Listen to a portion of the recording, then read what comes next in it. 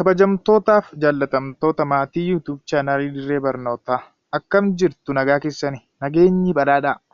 Akkuma yeroo hundumaa isiniif hawwu nagaa qabaadhaa, nagaa hin dhabinaa. Kun tuutoriyaalii koorsii Jeneraal Saayikooloojii irratti afaan Oromootiin isiniif kennamudha. Tuutoriyaalii keenya kanaan ammoo kan wajjin laallu chaaptar 2 koorsichaa paartii isa lammaffaadha. Paartii jalqabaa keessatti chaaptar 2 koorsichaa walakkeessinee turre. Sensation perception yommuu laallu perceptual processii warra ta'an keessaa tokko laallee turre. Selectivity of perception laallee turre. Attention jechuudha. Egaa perception yommuu jennu meaning making processiidha. Perceptioniin ishee kana yaadatti qabanneetu the major characteristics of the perceptual process jennee kaanee shanan tokko wajjin laaluuf kaane jechuudha. Isaan keessaa selectivity of perception laalleerra. Paartii kanaan ammoo perceptual processii warra hafan form perception, depth perception, perceptual constancy fi perceptual illusion ilaalla. Akkasuma gara dhumaa irratti extrasensory perception yookaan paranormal ability subtopic jedhu laallaa hamma dhumaatti nafaana turaa eessayyuu hin deemina. Well, form perception. Form perception. Visual sensations provide the raw materials that are to be organized into meaningful patterns, shapes, forms, and concepts or ideas or form perception. Visual perception sensation yookaan ija keenyaan wantoonni nuti arginu sensi goonu detect goonu stimuliin ija keenyaan detect goonu akka raw materiaaliitti jechuudha. Isaan suni raw materiaaliidha. Isaan suni raw materiaaliin kun meaningful patternitti jijjiiramuudhaaf yookaan shape wayii nuuf kennuuf yookaan formii wayii nuuf kennuuf concept yookaan idea wayii nuuf kennuuf ija keenyaan laallee jechuudha. Sammuun keenya hiika itti kennuuf perception yommuu jennu egaa meaning making processidha jenneerra waan ta'eef sammuun keenya hiika wayii itti kennuuf yookaan ammoo maal jechuu keenya formi perceptionitti jijjiiramuudhaaf dursanii maal ta'uu qabaatu? Organized ta'uu qabaatu. Organized ta'uu qabaatu. Utuma jennu waa'ee sensationii fi waa'ee perceptionii gaafa laallu patientiiwwan namicha neurologistii Oliver Sacks namicha jedhamu patientiiwwan isaa keessaa yookaan warra isa biratti wal'aanamuuf deemu keessaa namichi tokko rakkinni isaa maal ture yookaan dhukkubni isaa dhukkuba prospagonesia dhukkuba jedhamu dhukkubsata ture. Prospagonesia jechuun the inability to recognize human face yookaan rakkina fuula namaa adda baasuu dadhabuuti. Dhukkubni prospagonesia kun kan inni dhufu maaliirraani rakkoo sensationii organize gochuu dadhabuuti. Sensationiin organize erga ta'e booda kan meaningful patternitti geeddaramu jenneerra akka form perceptionitti. Prospagonesiaan garuu rakkoo sensationii organize gochuu dadhabuurraan dhukkuba dhufuudha. Just namichi fuula namaa adda baasuu dadhabe dhukkubni isaa itti hammaachuu isaarraa kan ka'e inumaa koffiyyaa se'eefaa mataa haadha warraasaa qaqqabafaa grasp godha yookaan qaqqaba ture. Ujummoo wayifaa se'ee mataa ijoollee fuula ijoollee irraa fuudhuuf akkas yaaliifaa gochaa ture namichi. Kun egaa prospagonesiaan inability to recognize human face jechuunis sensationii organize gochuu dadhabuudhaan rakkina dhufuudha. Isa kana akkuma fakkeenyatti si yaadachiise. Egaa form perception yommuu jennu maal jechuu keenya? Form perception yommuu jennu walumaa galatti meaningful shaping kun yookaan pattern even ideyaan yookaan yaadni yookaan conceptiin jechuudha. Kan inni dhufu eessarraa? Shape amma argaa jirtan yookaan ideyaan wayi patterniin organized ta'e wayi kan argaa jirtan kun dursa maal ture? Meaningless ture. Discouraged or pieces caccabaa adda caccabaa ture. Isa kanatu egaa organized ta'ee gara form perceptionitti geeddarame. Form perception jechuun meaningless or discrete and bytes of sensations organized and then make form perception. Well, to perceive forms or meaningful shapes or patterns, you need to distinguish a figure, an object, from its ground. That means its surrounding. Form perceptionii hubachuuf yookaan perceive gochuuf jechuunis meaningful shape jechuudha. Shape hiika qabu kana hubachuuf yookaan perceive gochuudhaaf maal gochuu qabna? You need to distinguish figure from its ground. Figure ground irraa adda baasuun nurra jiraata jechuudha. Fiigarii fi giraawundii adda baafachuutu nurra jiraata. Yommuu selectivity of perception or sensation yommuu ilaallu maal jennee turre? Our field of experience is divided into margin and focus jennee turre. Marginii focasitti kan qoodamedha field of experience keenya jennee turre. Just form perceptionii keessatti ammoo foormii perceive gochuudhaaf fiigarii fi giraawundii adda baafachuu qabaanna. Fakkeenyaan yeroo ilaallu sirriitti isiniif ifa. Waan agas mara ulfaatu mini. Fiigar kan jennu objektiidha. Giraawundii kan jennu ammoo sarraawundiing waan isa marsee jiru sana jechuu keenya. Fakkeenyaaf fakkeenya tokko waanuma kitaaba keessanirra jiru yookaan moojila keessanirra pictures hanged on the wall yookaan fakkii waan tokko keenyan yookaan girgiddaa manaa keessan irratti fannifame ilaala. Fakkiin kun girgiddaa irratti fannifameera. Fakkiin kun fiigariidha jechuudha. Akka fiigariitti. Girgiddaan yookaan wooliin kun ammoo keenyan manaa kun ammoo maalidha? Giraawundiidha. Inni sun giraawundiidha. Just kan isin ilaalaa jirtan maalidha? Fiigarii sana inni addatti ba'ee mul'atu. Fiigarii inni sun akka giraawundiitti marsee jira jechuudha. Fiigarii sana marsee jira. Fakkeenya biraan moomee maaltu si fuuldura jira? Moojila? Dabtara? Waanuma fe'atu. Moojila kana ilaala yookaan barreeffama wayii jechuudha. Si fuuldura waraqaa irratti waan barreeffamee jiru. Peejiin jechuudha akka giraawundiiti.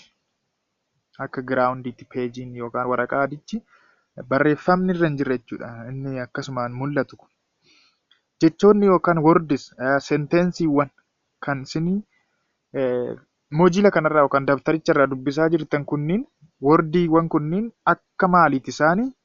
Akka fiigariiti isaan. Akka fiigariiti. Just peejiin akka giraawundiitti fiigarii sana marsee akka jiruuti jechuudha. Fakkeenya biraa muuziqaan dhaggeeffattu yookaan faarfannaa qaanaan muuziqaa sanii yookaan waan namichi sun yookaan sirbituun sun faarfattuun sun jedhu meeloodiin jechuudha. Qaanaan sagalee sanii fiigariidha inni sun fiigariidha. Fiigariidha. Giraawundiin ammoo koordii yookaan baakgiraawundiidha. Sagaleen wacuun jirame sagalee koordii sagalee maali baakgiraawundiidha kaawwachu sun giraawundiidha inni sun yookaan sarraawundiingiidha. Kanaaf fiigarii fi sarraawundiingii adda baafachuudha qabaanna. Maal gochuuf? Foormi perceive gochuuf. To perceive forms. Foormii perceive gochuuf. Well, what helps us to separate the figure from the ground in our visual perception? Visual perception keenya keessatti fiigarii fi giraawundii waa'ee fiigarii fi giraawundii ilaallee irraa miniidha. Fiigarii fi giraawundii adda baafachuuf yookaan separate gochuuf maaltu nu gargaara? Jalqaba contoursi nu gargaara. Contouring nu gargaara. Contour in the form perception. Contourii yommuu jennu maal jechuu keenya? To separate you are able to separate form from the general ground only because you can perceive contours. Contours are formed whenever a marked difference occurs in the brightness or color of the background. Contour hubachuudhaaf sabbata waaqaa yaada. Sabbata waaqaa yookaan yeroo roobni roobu ba'uu sana samii irratti namni wallaalan jiru jedheen yaada. Sabbanni waaqaa halluu adda addaa qaban diimaan jira, magariisni, cuquliisni, halluu akka torbaa moo maaltu jira sabbata waaqaa yommuu ilaaltan. Halluun sun fakkeenyaaf diimaan gara cuquliisaatti kan walitti aanu baay'ee amma hin beeku. Yoon arge malee beekuu hin danda'u. Diimaa fi cuquliisni walitti aana yoo ta'e, diimaan gara cuquliisaatti eessatti geeddarame jechuudhaaf baruuf sappaareet gochuuf kontiiwurii nu barbaachisa. Halluun tokko halluu biraatti eessatti akka geeddarame yookaan gidduu isaanii daangaan eessatti akka jiru beekuudhaaf kan nu gargaaru kontiiwuriidha jechuudha. Kontiiwuriin nu gargaara. Marked difference occurs in the brightness or color of the background jechuudha. Kanaaf fiigarii fi giraawundii gidduu fiigarii giraawundii irraa adda baafachuuf kontiiwuriin nu gargaara jechuudha. Yookaan fiigariin kam akka ta'e giraawundiin kam akka ta'e beekuun waan ulfaatuuf. Inni lammaffaan fiigarii fi giraawundii adda baafachuun nu gargaaru organaayizeeshiniidha. Gestalt psychology yaadattu? Gestalt psychology. The whole is more than the sum of its parts, or mind is greater than its parts kan jedhu. Principally Gestalt psychology. Kanaaf when several objects are presented in the visual field, we tend to perceive them as organized into patterns or groups. Wantoonni baay'een yookaan objektii baay'een yommuu visual field keenya yookaan ija keenya fuuldura dhufan jechuudha. Visual field keenya fuuldura yommuu dhufan, yommuu dhiyaatan perceive gochuudhaaf maal gochuudha qabaanna? Wantoota sana organize gochuu qabaanna. Qindeessuudha qabaanna, walitti organized gochuu qabaanna. Akka Gestalt psychologytti maal jedhu? The whole is more than the sum of its parts. Waan tokko adda adda baafnee hubachuun rakkisaadha. Kanaaf hoolii masaa itti qabaasaati. Maaliif organized ta'eera waan ta'eef. Organization in perception partially explains our perception of complex patterns as unitary form or object. Unitary bakka tokkotti tokko goone organized goone tokko goone laalluu qabannaadha. Form perception akka form perceptionitti jechuudha. Baay'ee gaariidha. Some laws of perceptual organization. Perceptual organization kan nu gargaaru fiigarii fi giraawundii adda baafachuu jenna. Kanaaf laws of perceptual organization as keessaa kan moodila keessanirra jiran ilaallee darbina. Inni jalqabatti ilaallu law of proximity dha. Law of proximity yookaan nearness jechuun waan tokko maal akka ta'e yookaan perceive gochuuf waan tokko hubachuuf walitti butii ilaali seera jedhudha. Walitti butii ilaali. The law of proximity said that items which are closer together in space or time tend to be perceived as belonging together or forming an organized group. Kanaaf walitti bunnee yoo ilaalle waan tokko hubachuun rakkisaadha. Nearness or law of proximity jedhama. Fakkeenyaaf sararoonni kun amma adda adda faca'anii jiraatanii rakkisaadha maal akka ta'e hubachuudha. Kanaaf osoo socho'aa ta'e sirriitti isinitti argisiisee ture. Adda adda faffacaafnee walitti hiiksinee ilaalla turre. Just isa kana akka arfee wayii argaa jirtu walitti hiikanii ta'aniiru jechuudha. Garuu osoo adda adda faffaca'anii fakkeenyaaf gara kunii fi biyya jiru walirraa jira. Just hubachuu hin dandeenye ture rakkisaa jechuudha. Yoo akkasitti walitti maxxananii ta'an perceive gochuu dandeenya. Kanaaf law of proximity or nearness law of perceptual organization keessaa tokko ta'e wanta tokko maal akka ta'e perceive gochuu barbaadde yookaan hubachuu barbaadde walitti butii ilaalii principally jedhudha. Law of similarity dha. Law of perceptual organization keessaa inni lammaffaan law of similarity dha. Law of similarity ammoo wantoota wal fakkaatan garee tokkotti qooduun yookaan ramaduudhaan perceive gochuu wantoota wal fakkaatan. Mas keessaa maal jedhaa?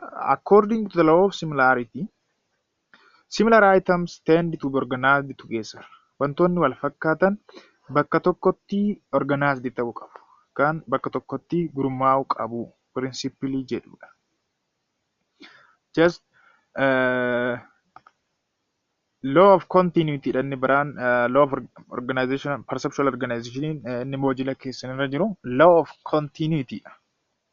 Law of continuity ammoo maalidha? It's the tendency to perceive a line that starts in one way as continuing in the same way. Sararri akka tokkotti yookaan fakkeenyaaf isa kana akka waan example line that starts out a curve is akka karbiitti jalqabee fakkeenyaaf sararri kun akka waan akkasumatti karbii ta'etti fufuu fakkaatee mul'ata. Seen as continuing smoothly curved course. Karbii ta'ee waan itti fufuu fakkaata. Isa kanas yommuu ilaaltan akkas deemaa jiran akkanumatti waan itti fufuu fakkaata jechuudha. Kun law of continuity dha maquma isaarraa yoo qabattan. Sararri karaa tokkoon yookaan sararri gara tokkotti deemu fakkaatee jalqaba akkasumatti waan itti fufuu fakkaataadha. Law of closure ammoo law of perceptual organization keessaa isa tokko ta'ee filling the gap gaappii guutuudha yookaan iddoo irratti guutuu. The law of closure refers to perceptual processes that organize the perceived world as complete by filling in gaps in stimulation. Wanti tokko gaappii qaba yommuu ta'eyyuu isin maal gootanii ilaaltu? Complete dha jettanii yaaddu. Perceive gootu. Maaliif? Gaappii ofii keessaniif itti guuttuu jechuudha bakka gaappiin jiru sana. Fakkeenyaaf inni kun amma gaappii guddaa qaba fakkii kana yommuu ilaaltan. Garuu xiqqoo waan akka ija namaa afaan faa qabu fakkaata. Kan maal jettuun kaasin complete gootu jechuudha akkuma lafaa kaatanii fuula namaati jettanii yaaddu. Bakka hafe sana itti guuttu jechuudha ofii keessan. Fakkeenyaaf fuula namaa walakkaa masaa jechuudha. Utuu fakkii irratti kaasanii isinitti argisiisanii maal jettanii yaaddu isin complete gootanii fuula namaati kuni jettu isaa hafe sana ofumaa keessanii itti guuttanii jechuudha yaadaan. Perception law of closure dha kun filling the gaps in stimulation. Very nice.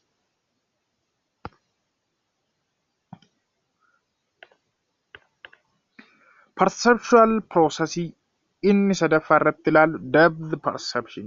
Selectivity of perception or attention ilaalleerra form perception ilaalleerra amma immoo kan ilaallu depth perception.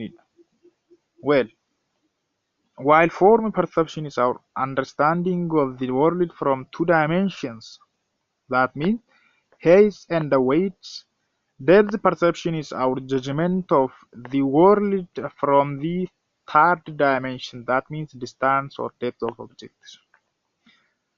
Form perception ilaallee turre form perception addunyaa two dimension taate kana akka perceive goonuu nu gargaara yookaan understand akka goonuu nu gargaara. Addunyaa two dimension taate.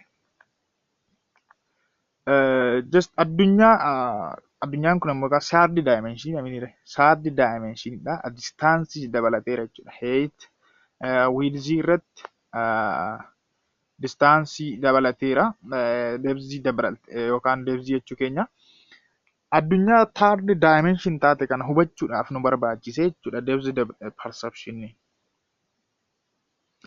Utuu addunyaan keenya two dimensional taate yookaan dimensionii lama qofa qabaatte ta'e form perception qofti gahaa ture.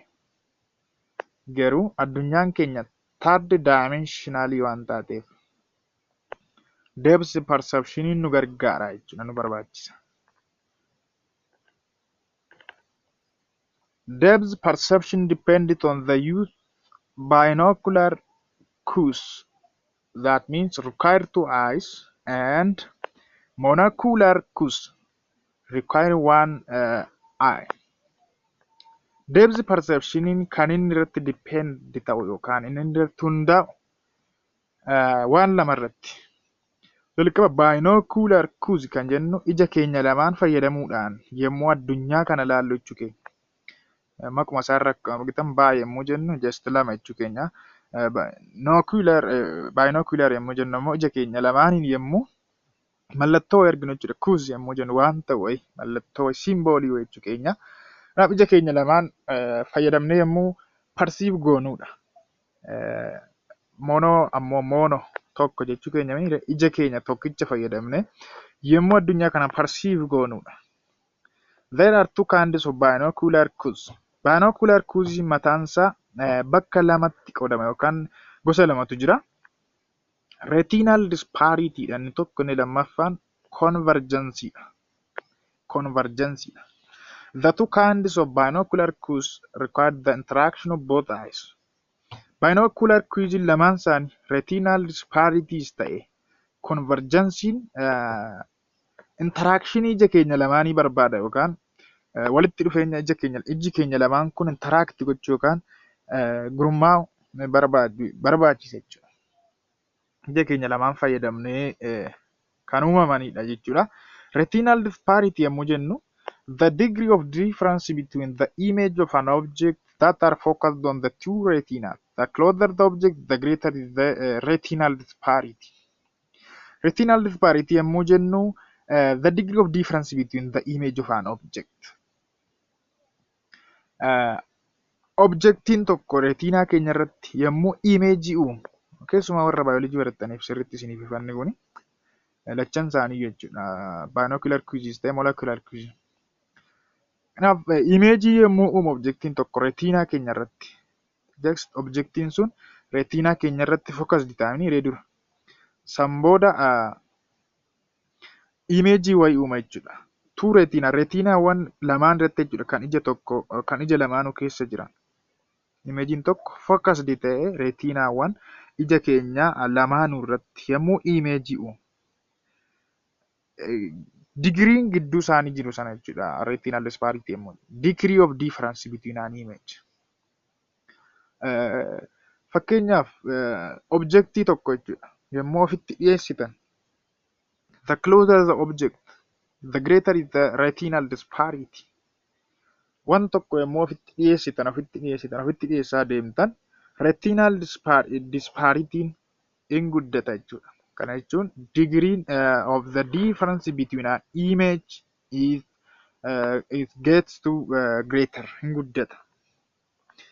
Well, convergence kan jennu ammoo binocular cues ta'e is the degree to which the eyes turn inward to focus on an object. Iji keenya jechuudha. Iji keenya lamaanii jechuudha. Convergence kan uumamu binocular cuesdhaan ija keenya lamaanii waan ta'eef jechuudha. Ijoonni keenya kun yommuu objectii irratti focus godhan maal ta'u? Ol deebi'u, inward, turn inward. Objectii sana irratti focus gochuu qallaal ol deebi'u jechuudha. Fakkeenyaaf objectii tokko mee quba abbudduu keessan jechuun waanuma harkaa qabdan quba abbudduu keessan ofirraa fageessatti laala ofirraa fageessa ija lamaaniin laala ofitti dhiyeessaa deema. Hammuma ofitti dhiyeessaa deemtan the closer the objects are the greater the convergence of the eyes. Convergence maal ta'a? In dabala. Convergencein in dabala jechuunis iji keenya inward, turn to inward, gara keessatti deebi'aa yommuu kana maaltu uumama? Muscle tensioniitu uumama ija keenya irratti. Maashaawwan ija keenyaa maal ta'u? Tension ta'u yookaan inni dhiphatu akka waan dhukkuba isinitti dhaga'ame waraansa isinitti dhaga'ame ija keessan keessatti tensioniitu uumama maashaan ijaa jechuudha. Convergenceidha inni kuni. Inni lammaffaan monocular cues. Monocular cues. People who lost sight in one eye may still have good depth perception with monocular cues. Still namoonni ija tokko dhaban jechuudha. Yookaan saayitii tokko hin qabne ija tokkoon qofa kan arganii jechuudha. Form perception, depth perception ni uumu yookaan ni qabaatu. Depth perception kana kan qabaatan egaa sababii ija tokko qofa qabaataniif jechuudha. Kanaaf depth perception uumamuudhaaf iji tokko iyyuu gahaadha jechuudha. Iji tokko iyyuu depth perception uuma.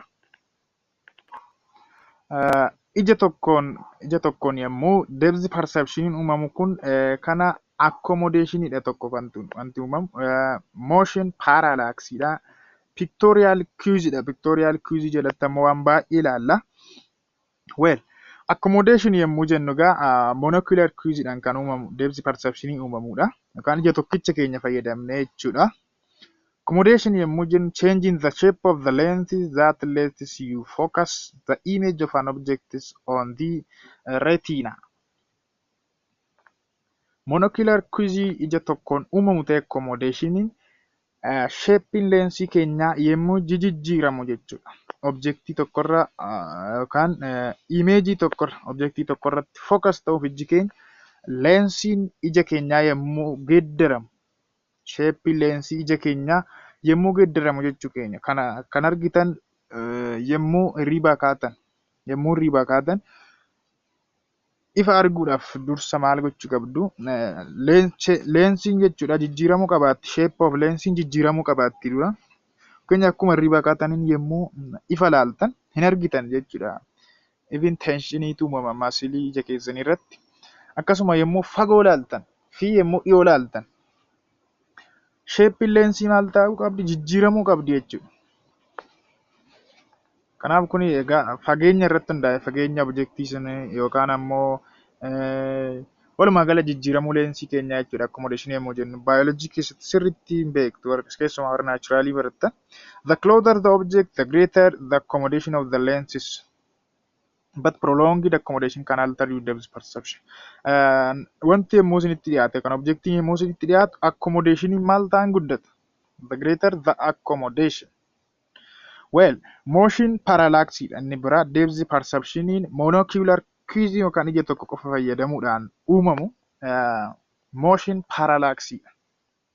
Motion parallax yommuu jennu the tendency to perceive the orthologhy that passing objects farther when objects are closer to us than when they are farther away. Fakkeenyaaf konkolaataa keessa yommuu teessan addumaan karaa baadiyyaa konkolaataan yommuu darbu ariitii guddaadhaan fiiga waan ta'eef wantoonni fagoo jiran karaarraa wantoonni fagoo jiran kanneen akka baargamoo faa ta'uu danda'u maasii namaa faa yommuu ilaaltan suuta darbu wanti fagoo jiru waan suuta darban sinitti fakkaatu. Farther away warri ta'an waan suuta darban sinitti fakkaatu. Objektiiwwan naannoo asfaaltii karaarra jiran garuu wantoonni naannoo karaarra jiran ariitii guddaadhaan waan sin bira darban sinitti fakkaatu. Keessumaa konkolaataan yommuu konkolaataa isin keessa jirtan bira darbu ariitii guddaadhaan waan darbu sinitti fakkaata. Kun maalidha? Motion parallax jechuudha. The tendency to perceive ourselves as passing objects faster when objects are closer to us. Wantoonni nutti dhiyaatan sun passing object jechuudha. Wanti darbaa jiru sun ariitii guddaadhaan waan fiigu nutti fakkaata. Kun motion parallax dha. Pictorial cues dha inni depth perception inni bira kan monocular cues yookaan ija tokko qofaan uumamu. Pictorial cues artistootatu itti fayyadama. Artistoota yommuu jennu warra fakkii kaasan drawingii, paintingii warra akkasii warra fakkii kaasan warra halluu faa diban isaantu itti fayyadama pictorial cues kana keessumaa jechuudha. Depth perception uumuudhaaf itti gargaaramu isaanii. Pictorial cues include interposition ilaalla, relative size ilaalla, linear perspective ilaalla, elevation ilaalla, shading patterns ilaalla, aerial perspective, texture gradient ilaalla akkasuma jechuudha. Ammas na faana tura. Well, interposition yommuu jennu pictorial cues ta'e object that overlaps another object appears closer. Objektii tokko overlap godhee jiru fakkeenyaaf isa kana yommuu ilaaltan overlap godhee jira. Inni rog-sadee fakkaatu kun isa geengoo kana overlap godhee jira, uwwisee jira jechuudha. Uwwisee jira. Inni geengoo kun immoo isa urjii fakkaatu kana uwwisee jira. Kanaaf wanti overlap godhe kun waan nutti dhiyoo jiru fakkaata fakkiirraa yommuu ilaallu jechuudha. Waan isa kana caalaa geengoo kana caalaa nutti dhiyoo jira. Geengoon kun immoo inuma isa urjii fakkaatu kana caalaa nutti waan dhiyoo jiru fakkaata jechuudha. Kanaaf wanti wanta tokko overlap godhee jiru waan nutti dhiyaatu fakkaata. Appears closer. Kun interposition dha jechuudha.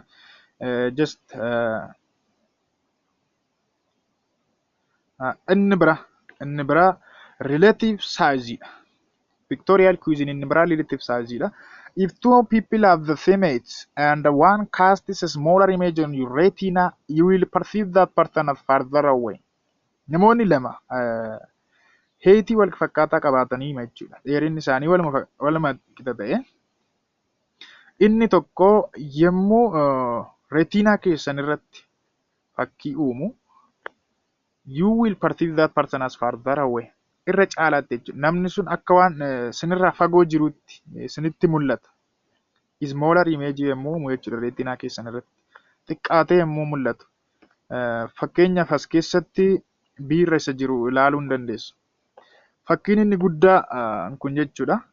Isa warra smaller size qaban kanarra waan sinitti dhiyoo jiru fakkaata. Sababii maal ta'eef reetiinaa keessan irratti smaller image waan uumeef jechuudha.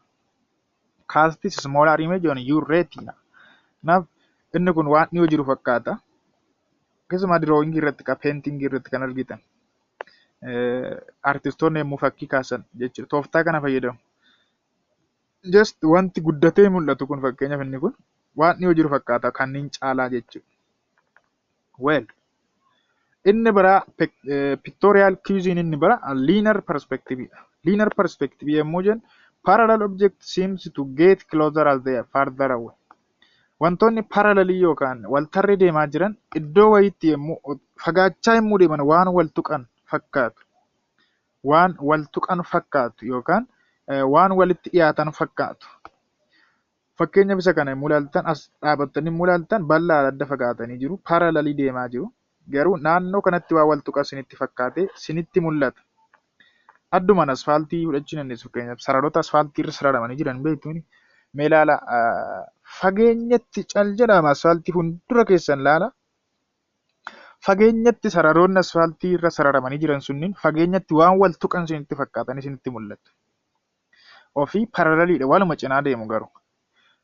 Kun linear perspectiveidha. Elevation yommuu jennu ammoo keessumaa warri painting drawing hojjetan kunniin jechuudha kan mala isaanitti fayyadaman. Wanti tokko heetii isaa oliirra jira jechuuf yookaan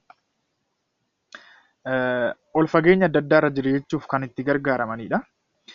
Objects are higher in your visual field seems to farther away. Kanaaf wanti elevationii guddaarra jiru fagoo isinitti fakkaata. Kanaaf wanti tokko isa tokko mataarraan yommuu mul'ate baay'ee mataarraan fa'aa yommuu mul'ate fakkii tokko mataarraan yommuu argitan waan fagoo ta'ee mul'ata jechuudha innis. Kanaaf elevationiin isaa isa asii aanu sanirra gadi jettanii yaaddu jechuudha. Well, shading patterns yommuu jennu ammoo areas that are in shadow tend to precede while areas that are in light tend to stand out. Shading pattern yommuu jennu wanti shadowdha wal qabata. Wanti gad ciisee jiru tokko yookaan recede ta'ee jiru tokko fakkeenyaaf isa kanaa sasiirra jiru kan laatan shadow sasiirra jiru kana yommuu ilaaltan shadow isaa jalatti argitu garri kun waan gara kanaan ciisee jiru isinitti fakkaata. Fakkeenyaaf garri kun laayitiidha sirriitti calaqqisa. Inni sun waan ol dhaabatee jiru isinitti fakkaata yookaan stand out godhee waan jiru isinitti fakkaata. Kanaaf wanti gara ifaa wanti jiru fakkaatu kun waan ol dhaabatee jiru garri kaan immoo waan jala jiru yookaan gad ciisee jiru isinitti fakkaate isinitti mul'ata jechuudha. Pictorial cuisine isa biraati. Aerial perspective inni biraa. Aerial perspective yommuu jennu clarity of object jechuudha. Clarity yookaan closer objects seem clearer than more distant ones. Wantoonni dhiyoo jiran yookaan objectiiwwan dhiyoo jiran clearer ta'anii nutti mul'atu. Ifatti nutti mul'atu. Fakkeenyaaf isa dhiirra jiru kana ilaala. Isaan kunniin dhiyoodha jechuudha. Maaliif? Kilaaritiin isaanii yookaan clearer ta'anii nutti mul'achaa jiru waan ta'eef dhiyoodhaa jennee perceive goona. Isaan kanneen ammoo yommuu ilaalta fagoo jiru jenna. Sababiin isaas clearer ta'anii badaa nutti argamaa jira waan ta'eef. Kanaaf clearer object closer Closer object seem clearer than more distant object. Wanti dhiyoo jiru detail clearer isaa arginaa jechuudha. Detailidhaan kan wal qabatu immoo texture gradientidha. The nearer an object, the more detail we can make out, and the farther an object about. Yommuu jennu maal jechuu keenya texture gradient yommuu jennu detail wanti nearer object yookaan wanti dhiyoo jiru detail isaa sirriitti hubannaa jechuudha. Waan dhiyoo jiru detail isaa sirriitti hubanna. Fakkeenyaaf isa irra jiru ilaala. Sorry sila maaliin jedhee ture aerial perspective jedhame. Sorry inni kun gradientidha. Gradient inni irra jiru fakkeenya gradientiti. Gradient texture gradientii bakka buusuufan yaale. Kanaaf wanti nuti detail isaa hubachuu dandeenyu kun dhiyoodha jennee perceive goona. Wanti fagoorraa immoo ilaalaa jirru kun detail isaa hubachuu waan hin dandeenyeef inni sun fagoodha jennee perceive kan goonudha jechuudha. Texture gradient. Well, perceptual constancy dha. Perceptual processii inni arfaffaatti ilaallu. Perceptual constancies. Perceptual constancy yommuu jennu maal jechuu keenya? The image of a given object focused on your retina may vary in size, shape, and brightness. Waan sadii as keessa asumaan jala muradha. Shape, size, and brightness.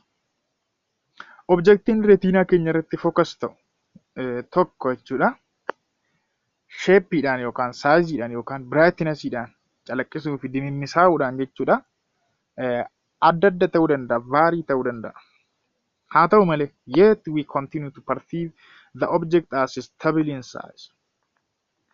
Garuu wanti sun retinaa keenya irratti vaarii haa ta'u adda adda haa ta'u malee maal jennee perceive goona? Stabiliidha, dhaabbataadha, constantidha jennee yeroo perceive goonutti jira. Hubadhaa perception is the meaning making process jenneera. Perception yommuu jennu. Kanaaf hammuma fe'e waan tokko xiqqaa fakkeenyaaf waan xiqqaa tokko halaalarraa yommuu arginu size constancy jalatti wanti sun sammuun keenya maal jedhee itti kenna? Amma kaa perceptioniin meaning making process jennee raminidha. Xiqqaas haa ta'u sammuun keenya garuu yeroo itti guddaadha lakkii jedhee meaning itti kennutu jira. Sababiin isaas maalirraa kan ka'edha? Perceptual constancy irraa kan ka'edha. Perceptual constancy size constancy ilaalla. Makes you interpret a change in retinal size as a change in its distance rather than its size. Waan tokko fagoorraa yommuu ilaaltan jechuudha.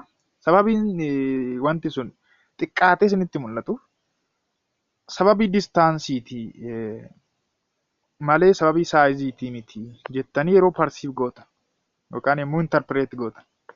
Fakkeenyaaf konkolaataa Isuuzuu tokko hin beektu miniira Isuuzuu nama inni gahu hin beektu sammuun keessan hin beeka. Utuu isinirraa fagaate saayiziin isaa xiqqaa ta'e isinitti argama. Yommuu sana sammuun keessan maal jedhetti interpret godha? Ija keessan amanaa sammuun keessan. Ija keessan hin amanu sammuun yeroo sana maal godha? Stabiliidha wanti sun. Just waanuma asirraa fagaateef malee siin jedha sammuun kee. Saayiziin isaa guddaadha. Isuuziidhuma ammuma Isuuzuu ga'a. Ammuma Isuuzuu yeroo si bira jiru yookaan Isuuzuu isa kana ga'a siin jedha. Kanaaf stable godhee yookaan constant godhee ilaala perceive godha sammuun keenya jechuudha tokko tokko. Inni kun perceptual constancy dha. Shape yommuu fudhattan assures that an object of noun shape will appear to maintain its normal shape regardless of the angle from which you view it. Fakkeenyaaf isee kana yommuu fudhattan shapein kun roga-bareedhaan rectangle argaa jirtu. Rectangle kun yookaan foddaan kun jechuudha windoon kun cufaadha iddoo kanatti. Rectangle ture yeroo kana jechuudha. Utuu banaa ta'e sammuun keessan rectangle miniisiin jedha sammuun keessan hin jedhu.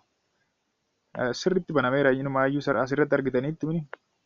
Kanaaf sammuun keessan stabilii godhee yaadda. Lakki waan banameef malee rectangle dhumaa isiniin jedha sammuun keessan. Yeroo hunda ija keessan nama jechuudha sammuun keessan. Kanaaf asirratti immoo fudhatamu size constancy jechuudha. Namichi kun harki isaa ilaalaa jirtuuni harki isaa xiqqoo taatee mul'atti. Asitti ammoo namichuma tokko garuu harki isaa xiqqoo guddaadha. Sadaffaa irratti harki isaa isa sadeen irra isa lamaan irra iyyuu guddaadha. Kanaaf harka isaatti jijjiiramee isiniin hin jedhu amma sammuun keessan maal isiniin jedha. Namichatu xiqqoo sirraa fagaatee mul'ate. Namichatu xiqqoo distaansii isaatti adda adda malee konstaantiidha harki isaa siin jedha. Kanaaf shape konstaansiif size konstaansiin walumaa galatti isa kana fakkaata. Normal regardless of the angle. Angle irraa ilaaltee adda adda malee just shapein isaa tokkuma siin jedha sammuun kee yommuu perceive godhu. Well, inni biraan brightness constancy dha. We perceive the object as having constant brightness though the amount of light reflected from a given object can vary. Brightness constancy yommuu jennu immoo fakkeenyaaf wanti tokko fakkeenyaaf namni uffata calaqqisu uffata diimaa tokko uffate guyyaa simbira oole tokko jechuudha. Galgala osoo akkasumatti waliin deemtanii halkan keessa uffanni sun maal ta'a? Diimaa calaqqisaa kan ture tarii gara magaalaa gurraacha'utti jijjiirama miti halkan waan ta'eef. Kanaaf yeroo sana brightnessiin isaa konstaantiidha siin jedhan sammuu keessa yommuu perceive godhu yommuu hiikatti laatu jechuudha perceive godhu yommuu jennu ga'ama. Perceptual processing meaning making process jedhamerra. Kanaaf lakkii hin dukkanaa'e malee ifatu geeddarame malee sababii laayitii irraan kan dhufe kun malee namichi diimaa uffatee jira jedhee sammuun interpret godha jechuudha. Interpret godha brightness constancy isa kanadha. Fakkeenyaaf isa kana mul'atan toora kanatti waan akka cuquliisaa samaayyaawaa argitu yommuu hiikaa deemu garuu gurraachaa waan deemu fakkaata. Still garuu samaayyaawii yookaan cuquliisadhuma waan sirraa fagaatee gurraachitti fakkaata yookaan gaadduu keessa waan jiruuf malee jechuudha. Well, baay'ee gaarii. Perceptual processing inni shanaffaa irratti ilaalu perceptual illusion. Perceptual illusion kan jennu yommuu wanta tokko seensiin tokko jechuudha. Seensiin tokko waan tokko seensi goone ija keenyaan keessumaa ija keenyaan yaadaanis jira baay'ee yaadaanis delusion kan jennu yaadaan belief visual or optical kan jennu ija keenyaan waan tokko yommuu seensi goone sammuun keenya hiika dogoggoraa yommuu itti laatu jechuudha. Fakkeenyaaf egaa illusion yommuu jennu misperception jechuun sammuun keenya yommuu hiika itti laatu miiningii yommuu itti laatu miiningiin taane yookaan miiningii dogoggoraa yommuu itti laatu jechuudha. Or false perception jechuu hin dandeenya. Visual or optical inni kun asirratti kan laallu visual or optical illusion ilaalla. Auditory hallucinations ilaalla akkasuma delusion ilaalla. Delusion jalatti ammoo delusion of persecution fi delusion of grandeur ilaalla. Well, visual or optical illusion yommuu jennu stimuliin physical stimuliin tokko jechuudha. Physical stimulii wayii yommuu perceive goonu ija keenyaan yommuu arginu sammuun keenya yommuu stimulii sana yookaan objektii sana hiikan taane laatuuf. Fakkeenya salphaa tokko foddaa manaa jechuudha. Foddaa manaa keessumaa foddaa daawwitii yoo ta'e foddaa sanarra yeroo tokko foddaa sanarra ilaaltanii fakkii wayii isinitti mul'ata. Fakkii hin jirre wayii jechuudha. Yookaan fakkii sa'aa fa'aa ta'uu danda'a. Waan fakkii beektan fa'aa fakkii namaa fa'aa fakkaate isinitti mul'ata. Fakkii bineensaa fa'aa ta'e isinitti mul'ata. Just garuu xiqqoo xurii wayii waan jiruuf malee foddaa sanarra homtuu hin jiru baay'ee. Namicha moojila keessanirra the Sphinx namicha jedhamu maal argaa foddaa isaatii irraa ilaale monster yookaan uumama guddaa sodaachisaa tokko arga foddaa isaatii irratti. Maalidha jedhees yaadda'ee suuta qaxxisaa dhaqee yommuu tuquu foddaa isaa yommuu ilaalu just insectii wayii turte yookaan ilbiisa wayii turte ilbiisa xiqqoo wayii turte jechuudha. Sammuun isaa maal godhe objektii yookaan stimulii sana mispercept godhe yookaan false perceptionii laateef miiningii fuulii yookaan miiningii hin taane laateef jechuudha. Fakkeenyaaf samii keessa ol laaltanii yeroo tokko duumessarra waan jawwee fa'aa fakkaatee isinitti mul'atu. Waan akkasii fakkii fa'aa waanuma fakkii fa'aa isinitti mul'ata yeroo tokko. Kun sammuun keessan yommuu objektii yookaan stimulii sanaaf hiika yookaan meaning hin taane laatudha. Inni kun illusion yookaan misperception yookaan false perception jedhama.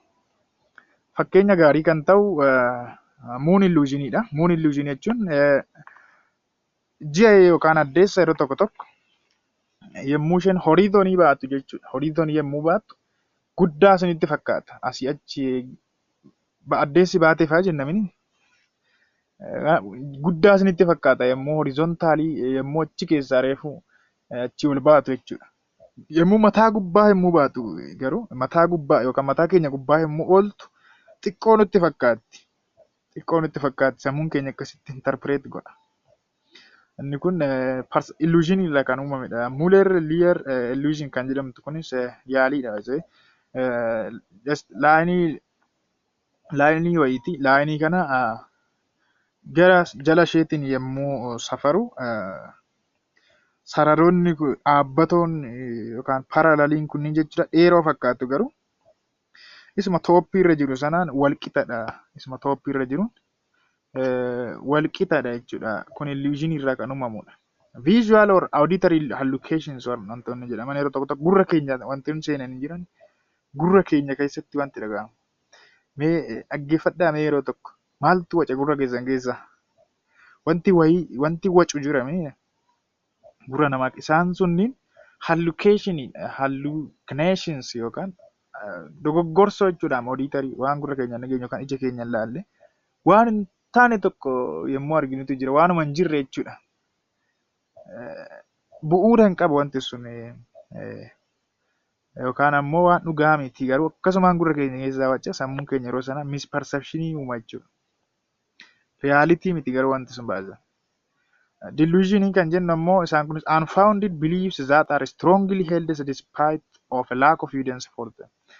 Unfounded beliefs ilaalcha yookaan ilaalcha bu'uura hin qabne masarata bisa kennu san delusion. Garuu keessa keenyatti waan nutti dhagahamudha waan seensi wanto.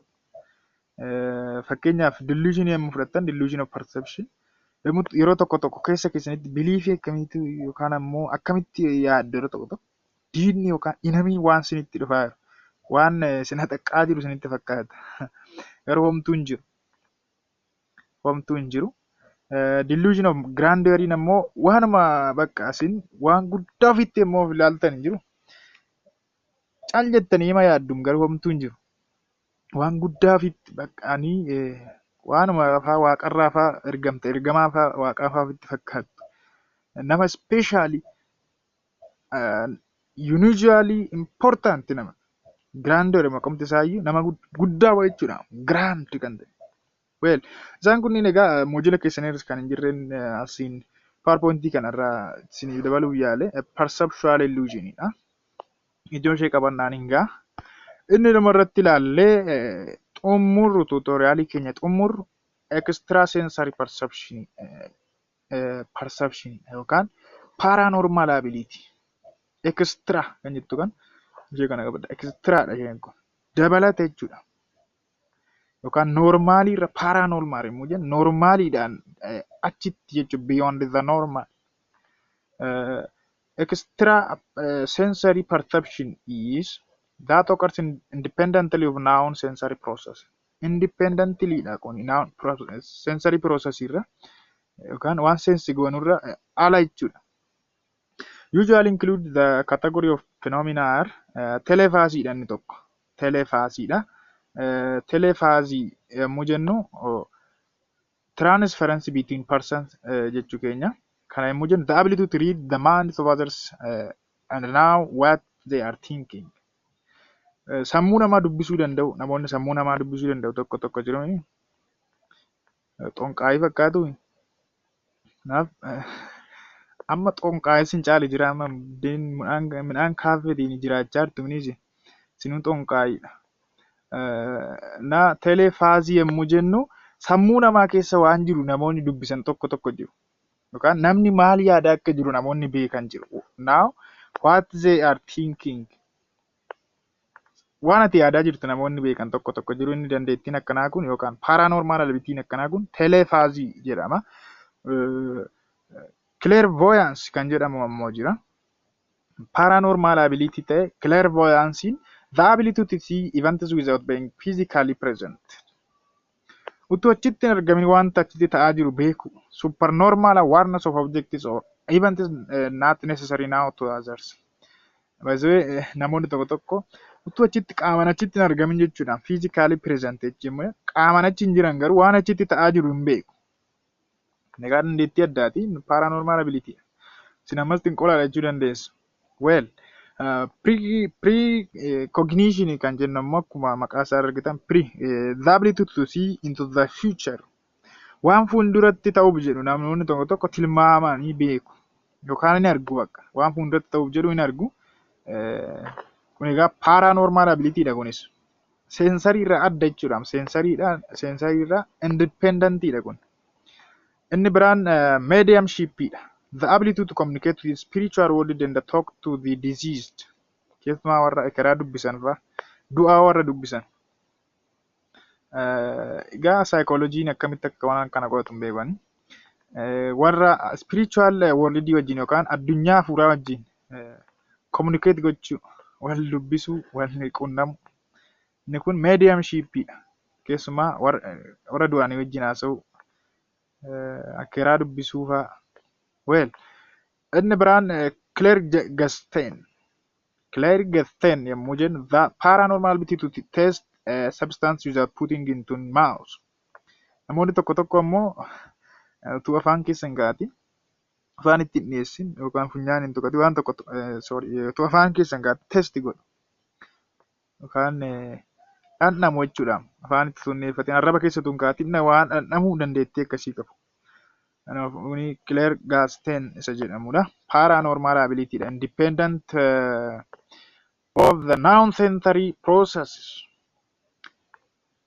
Kabajamtoota maatii YouTube chaanaalii Dirree Barnootaa. Tuutooriyaaliin keenyarraa kana fakkaata ture. Hamma yoonaatti waan faana turtaniif ulfaadhaa galatoomaa jecha YouTube chaanaalii keenya subscribe warri hin godhin warri maatii keenya hin ta'in ammuma subscribe godhaa kana isin yaadachiisa. Ulfaadhaa galatoomaa viidiyoo kana immoo like gochuun dagatina. Hiriyoota keessaniif share godhaa fi qo'annaa keessan amma tokko isiniif salphisti amantii jedhuun qaba. Komentii jalatti kommota yaada isinitti fakkaataniif kommota. Ulfaadhaa galatoomaa nagaan tura. Bye bye.